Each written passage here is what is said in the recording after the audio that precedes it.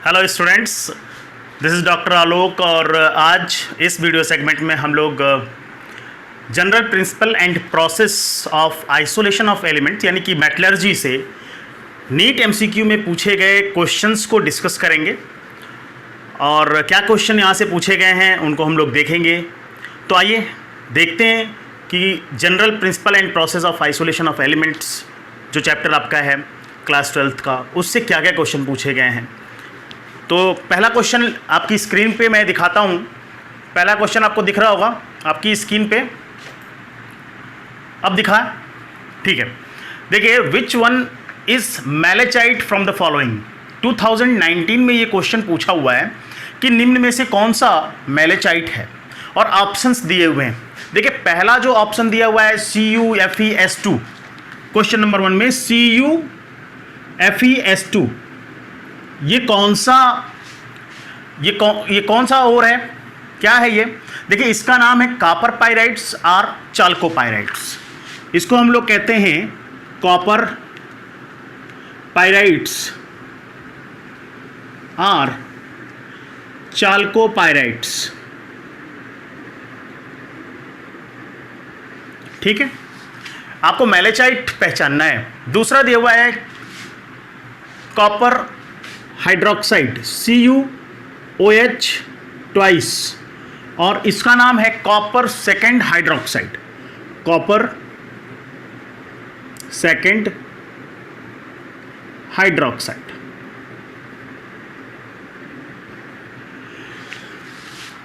Third option आपका दिया हुआ है Fe3O4, Fe3O4। इसको हम लोग पढ़ते हैं मैग्नेटाइट, मैग्नेटाइट। तो ये क्या हो गया, मैग्नेटाइट हो गया। देखिए, यही Fe3O4 अगर Fe2O3 लिखा होता, Fe2O3 लिखा होता तो इसको हम लोग Fe2O3 लिखा होता तो इसको हम लोग हीमेटाइट पढ़ते। ओके। चौथा ऑप्शन दिया हुआ है copper carbonate CuCO3 dot CuOH twice, CuOH twice, और इसी का नाम है मैलेचाइट ग्रीन। ये क्या है, मैलेचाइट ग्रीन या मैलेकाइट ग्रीन भी लोग कहते हैं, मैलेकाइट ग्रीन। मतलब आपका option number 4 is right, option number 4 is right. यहां पर देखिए, यही अगर 2CuCO3 होता डॉट CuOH ट्वाइस होता तो इसको हम लोग एजुराइट पढ़ते या एजुराइट कहते हैं इसको। इसका एजुराइट ब्लू होता है। ओके। तो मुझे लगता है कि ये इतनी इंफॉर्मेशन काफ़ी है जो ये क्वेश्चन में पूछी गई है। आइए नेक्स्ट क्वेश्चन लेकर चलते हैं। तो मैं मिटा लूँ, उसके बाद क्वेश्चन आपके स्क्रीन पर डालूंगा ताकि हम लोग साथ साथ देखेंगे। देखिए, सेकंड क्वेश्चन आपकी स्क्रीन पे क्या है। Consider the Ellingham diagram, which of the following metal can be used to reduce alumina. Ellingham diagram को कंसिडर करिए अगर, तो आप ये बताइए। तो आपको पता है कि एलिंगम डायग्राम में हम लोग डेल्टा जी के रिस्पेक्ट में टेम्परेचर, एक्स एक्सिस पे टेम्परेचर बनाते हैं। अगर आपको याद हो तो डेल्टा जी के रिस्पेक्ट में इधर हम लोग टेम्परेचर लेकर चलते हैं कि टेम्परेचर आप बढ़ाते चलिए, और इधर डेल्टा जी की वैल्यू होती है जो कहीं पे 0 या उसके ऊपर पॉजिटिव और इसके नीचे निगेटिव वैल्यूज़ होती हैं, तो डेल्टा जी इधर निगेटिव है, इधर पॉजिटिव है, यहाँ 0 है। अब पूछ रहा है कि consider the Ellingham diagram, which of the following metal can be use to reduce alumina. Alumina या एल्यूमिनियम ऑक्साइड जो बनता है उसको रिड्यूस करने के लिए हमको एक ऐसे मेटल की ज़रूरत होगी जो उससे भी ज़्यादा रिएक्टिव हो, हाईली रिएक्टिव हो, और उसका जो डेल्टा जी की वैल्यू हो ज़्यादा उससे निगेटिव हो। अब इसमें zinc, magnesium, copper, zinc, magnesium, copper, ये सब क्या हैं, जिंक, मैग्नीशियम, कॉपर, ये आयरन, ये सब मेटल हैं, ये सब मेटल हैं। अब इसमें से आयरन, जिंक और आपका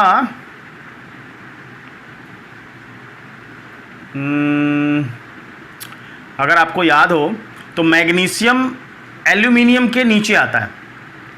मैग्नीशियम ऑक्साइड जो बनता है वो एल्यूमिनियम के नीचे होता है। Magnesium is highly reactive. तो अगर एलिंगम डायग्राम आप देखेंगे तो एलिंगम डायग्राम में आपको ये इस तरह से अगर Al2O3 दिख रहा था तो मैग्नीशियम इसके रिस्पेक्ट में यहाँ से ऐसे जाता है, मतलब इस पर्टिकुलर टेम्परेचर तक ये मैग्नीशियम ही इसको रिड्यूस कर सकता है। ठीक है, तो यहाँ पे आप देखोगे तो एल्यूमिनियम आपको मिलेगा, यहाँ पे देखेंगे तो मैग्नीशियम मिलेगा। तो इस ऑप्शन में ऑप्शन नंबर 3 राइट होगा। आप जाकर एलिंगम डायग्राम देख लीजिए, तो जो नीचे जिनका डेल्टा जी निगेटिव ज़्यादा होता है वही उसको रिड्यूस कर पाता है। आइए नेक्स्ट क्वेश्चन पर बढ़ते हैं। नेक्स्ट क्वेश्चन को देखते हैं, क्वेश्चन नंबर 3। ये देखिए, ये क्वेश्चन 2018 में पूछा हुआ है। लगभग एक क्वेश्चन हर साल, हर वर्ष, every year in all language आता ही आता है यहाँ से। तीसरा क्वेश्चन देखिए, तीसरा क्वेश्चन है extraction of gold and silver involves leaching with Cn- sign. Silver is later recovered by. अब देखिए, गोल्ड और सिल्वर की लीचिंग की जाती है। लीचिंग में साइनाइड आयन भी यूज़ कर सकते हो आप, NaCl भी यूज़ किया जाता है। ठीक है, तो अगर लीचिंग प्रोसेस में आप देखोगे तो लीचिंग में क्या होगा कि अगर हमारे पास मेटल है, मान लीजिए मेटल है, मेटल के साथ आपने साइनाइड लगा दिया, 8Cl- plus H2O plus O2 लगा दिया है। ठीक है ना, यहाँ पे 2 H2O लगता है। तो इसमें आप देखोगे कि आपको क्या मिल जाएगा, एक कॉम्प्लेक्स मिलेगा, एक कॉम्प्लेक्स मिलेगा। और वो कॉम्प्लेक्स क्या बनेगा, 4MCN2 ट्वाइस माइनस, ये कॉम्प्लेक्स आपको मिल जाएगा, प्लस 4OH- आपको मिल जाएगा। ठीक है, अब इस कॉम्प्लेक्स को रिप्लेस करने के लिए, इस कॉम्प्लेक्स को रिप्लेस करने के लिए हम जिंक का यूज़ करते हैं। तो अगर इस कॉम्प्लेक्स को हमको रिप्लेस करना है, तो जैसे अगर मान लीजिए कि हम लोगों ने ले लिया यहाँ पे 2MCN twice minus plus zinc, तो अब यहाँ पे जिंक क्या करेगा, जिंक क्या करेगा, जिंक इस मेटल को रिप्लेस कर देगा और आपको मिल जाएगा मेटल, और इसकी जगह क्या लग जाएगा, जिंक लग जाएगा। तो जिंक लग गया, ZnCN4, ओके, पे 2-। तो इस तरह से जिंक रिप्लेस करने के लिए यूज किया जाता है आफ्टर द लीचिंग प्रोसेस। तो थर्ड ऑप्शन यहाँ पे करेक्ट होता है, थर्ड ऑप्शन यहाँ पे करेक्ट होगा। आइए नेक्स्ट क्वेश्चन की तरफ बढ़ते हैं। पहले मैं रब कर लूँ, फिर आपको क्वेश्चन आपके स्क्रीन पर दिखाता हूँ। नेक्स्ट क्वेश्चन देखें, चौथा क्वेश्चन यहाँ पे दिया हुआ है कि match the following items of column 1 with the items of column 2 and assign the correct code. Column 1 और कॉलम 2 को मैच करना है। तो सबसे पहले देखिए साइनाइड प्रोसेस, अभी आपने देखा साइनाइड यूज़ किया जाता है लीचिंग प्रोसेस में, और जनरली एक्सट्रैक्शन ऑफ गोल्ड और सिल्वर के लिए किया जाता है। तो ए 4th से, कॉलम 2 के 4th से मैच करेगा। अब देखिए ए का 4th ऑप्शन एक ही दिया हुआ है, बहुत इजी हो गया ना। अगर आपको एक भी पता है तो ये क्वेश्चन आप 2016 के फेज 1 में कर सकते थे। चलिए, फोर्थ फ्लोटेशन मेथड किस में यूज़ किया जाता है, fourth flotation method sulphide ores के लिए करते हैं। इलेक्ट्रोलिटिक रेडिक्शन किसके लिए कहते हैं, एक्सट्रैक्शन ऑफ एल्यूमिनियम के लिए। Zone refining ultra pure GE के लिए। तो इसके अकॉर्डिंगली कोड नंबर 3 आपको सही दिख रहा है, तो कोड 3 आपका सही होगा। ओके, क्वेश्चन नंबर 5 पर चलते हैं। क्वेश्चन नंबर 5 को देखते हैं। देख, extraction of copper from its sulphide ore, the metal is finally obtained by the reduction of cuprous oxide with. Extraction of copper from its sulphide ore, copper को उसके sulphide ore से निकालना है। The metal is finally obtained by the reduction of cuprous oxide with.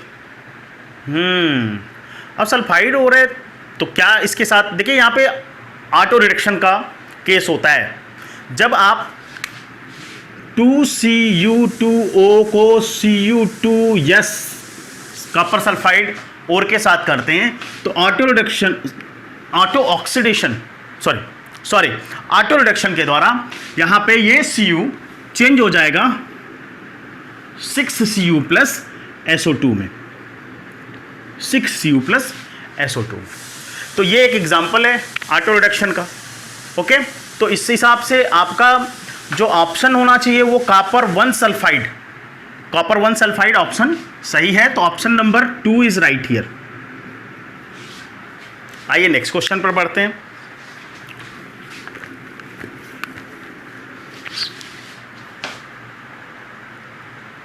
Sixth question दे दिया है, 2015 में पूछा गया है। सी का मतलब है कैंसल्ड पेपर आउट हो गया था उस वर्ष में, तो कैंसिल कर दिया गया था। Metals are usually not found in nitrates in their ores. अच्छा, मेटल अपने नाइट्रेट्स ओर में नहीं मिलता है। Out of the following two, दो फर्स्ट एंड सेकंड रीजन दिए गए हैं इसके, विच इज आर ट्रू, मतलब एक सही है कि दोनों सही है for the above observation. Above observation के लिए दोनों में से कौन सा रीजन सही है? पहला रीजन देखिए, metal nitrates are highly unstable. अच्छा, दूसरा, metal nitrates are highly soluble in water.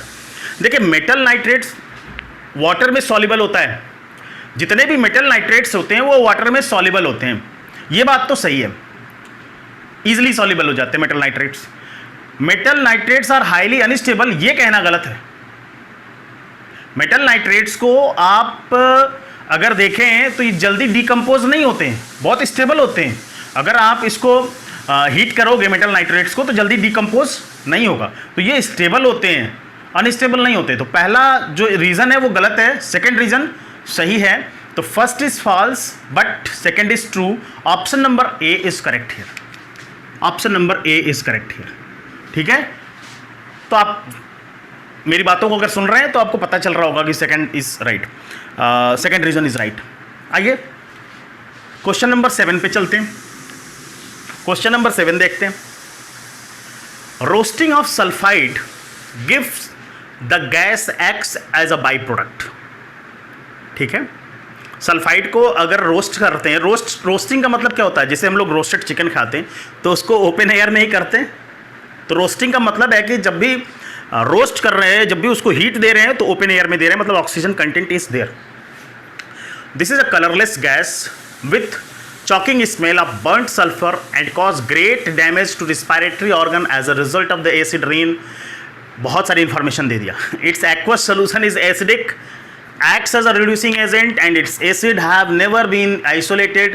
The gas X is, ये क्या है गैस X?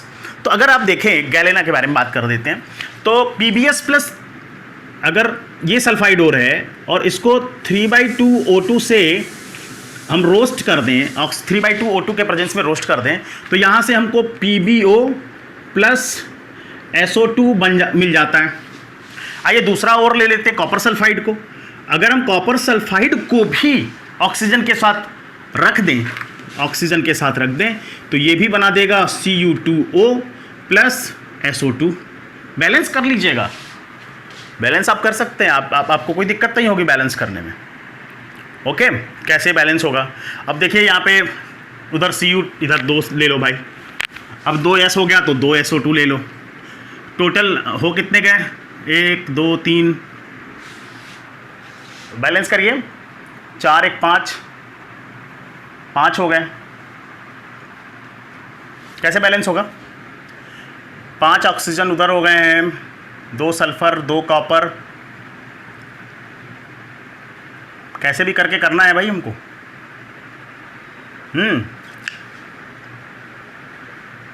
क्या किया जाए कि बैलेंस हो जाए? अब चलिए, ऑक्सीजन को बैलेंस करने के लिए हमको क्या करना पड़ेगा? 3O2 लगाना पड़ेगा। अब एक ऑक्सीजन एक्स्ट्रा हो गया, यहाँ पे 2Cu2O लगा दो, यहाँ पे 4Cus लगा दो। देखो अभी भी हो रहा है, 4S हो जाएगा। 4S हो जाएगा तो इधर 4SO2 करना पड़ेगा। 4SO2 का मतलब है कि 8 + 2 10, तो यहाँ पे 5O2 कर दो, हो गया बैलेंस। ठीक है, तो ultimately sulphur dioxide gases evolve from here. तो option number 4 is right here. Option number 4 is right here. Okay, आइए क्वेश्चन नंबर 8 लेते हैं। देखिए 2013 तक पहुंच गए हम लोग, और हम लोगों ने इनिशियली इन्फॉर्मेशन दिया था कि 16 से। चलिए इनिशियल इन्फॉर्मेशन, ये देखिए क्वेश्चन नंबर 8 2013 में ये भी पूछा हुआ है। The metal oxide which can not be reduce to metal by carbon is, वो कौन सा मेटल ऑक्साइड है जो कार्बन से रिड्यूस नहीं होगा। अब देखिए Al2O3, अगर आप अभी मैंने आपको एलिंगम डायग्राम में दिखाया कि Al2O3 बहुत नीचे है, बहुत नीचे है, तो कार्बन से रिड्यूस होने के चांसेस उसके नहीं होते। ठीक है, कार्बन से वो रिड्यूस नहीं होगा, वो Al2O3 मैग्नीशियम से रिड्यूस हो सकता है। ठीक है, तो यहाँ पे पहला ही ऑप्शन आपका सही हो जाएगा, पहला ही ऑप्शन Al2O3।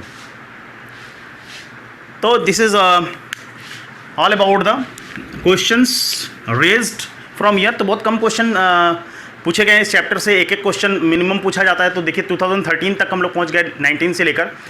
तो in the last thanks for your cooperation, और मेरा रिक्वेस्ट है कि आप इसको जितना हो सके शेयर करिए ताकि अधिक से अधिक लोगों तक ये पहुंच सके, और ताकि मैं भी इनकरेज हूँ कि मैंने आपके लिए कुछ किया और अधिक से अधिक लोगों को फ़ायदा मिला। तो इन द लास्ट धन्यवाद।